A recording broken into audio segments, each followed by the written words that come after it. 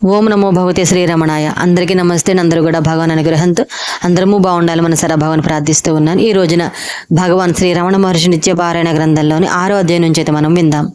ఈశ్వరుని పిలుపు భగవాన్ ఆత్మానుభూతి పొందిన తర్వాత వారిలో మార్పు వచ్చి వారి జీవితమే మారిపోయింది. ఒకసారి భగవాన్ ఇంగ్లీషు వ్యాకరణం చదవకపోవటం వల్ల వారి ఉపాధ్యాయుల శిక్షగా ఆ వ్యాకరణమును 3 సార్లు చూసి వ్రాయమని ఆజ్ఞాపించగా భగవాన్ 2 సార్లు రాసి ఒక్కసారిగా వారి చేతిలో ఉన్న పుస్తకాలను విసిరివేసి ఎందుకు పనికిరాదని భావించి ధ్యాన నిమగ్నంలో ఉండిపోయినారు. ఈ విధంగా భగవాన్లో ఒక్కొక్కటి దూరం అవుతూ తత్వంలో మునిగిపోతున్న భగవాన్ ప్రవర్తనము వారి అన్నగారు గమనించి జ్ఞానిలా ధ్యానంలో కూర్చుని ఉన్న వారికి చదివెందుకు, ఎక్కడికైనా పోరాదా అని మందలించగా అన్నగారి కోపతాపాలు ఈశ్వరుని పిలుపుగా భావించి అరుణాచలుకు పైన మోటుకు నిశ్చయించుకున్నారు.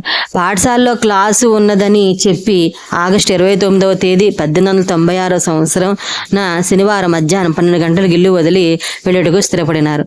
ఆ విషయము తెలియని భగవాను గారికి అన్నగారు 5 రూపాయలు ఇచ్చి అతని కాలేజీ ఫీజు కట్టమని భగవాన్ ఆదేశించారు. భగవాన్ ఒక పాత అట్లాస్ పుస్తకం తీసుకుని తిరువణామలై వెళ్ళడానికి దారి కనుక్కొని వారి ప్రయాణంకు 3 రూపాయలు చాలనని మిగిలిన 2 రూపాయలు వారి అన్నగారికి పెట్టెలో పెట్టి ఒక జాబు రాసి వెళ్ళిపోయినారు. భగవాన్ వ్రాసిన ఉత్తరంలోని ముఖ్యాంశాలు ఇవి: నేను నా తండ్రిని వెతుకుచు నా తండ్రి ఆజ్ఞానుసారం బయలుదేరితిని.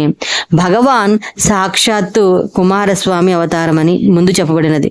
కుమారస్వామి తండ్రి పరమశివుడు తిరువణామలలో ఉన్నది ఆ అరుణాచలేశ్వరుడే కావున తన తండ్రి ఆజ్ఞ ప్రకారం భగవాన్ బయలుదేరినారనే భావన. ఇది సత్కార్యమునకే బయలుదేరుచున్నది. సామాన్యంగా నేను సత్కార్యమునకే బయలుదేరుచున్నానని వ్రాసెదరు.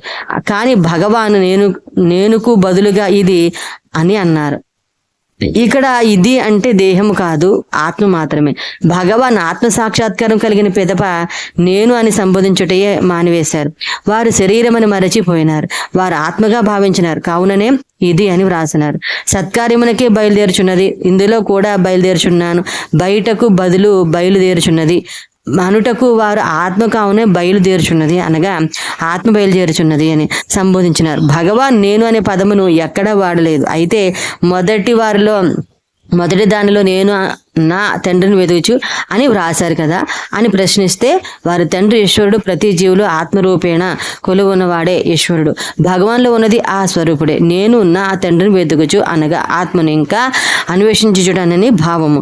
దీనిని వెతుకుటకు ఏ మాత్రమును ద్రవ్యమును ఖర్చు పెట్టనక్కర్లేదు. ఇక్కడ కూడా నన్ను వెతుకుచు బదులుగా దీనిని అనగా ఆత్మ వెతుకుచుటకు డబ్బు ఖర్చు పెట్టనక్కర్లేదని భగవాన్ శ్రీ రమణ మహర్షి నిత్య పారాయణ గ్రంథంలోని 6వ అధ్యాయం పూర్తయింది. 7వ అధ్యాయం నుంచి తర్వాత అయితే విందాం. అంతవరకు స్వస్తి.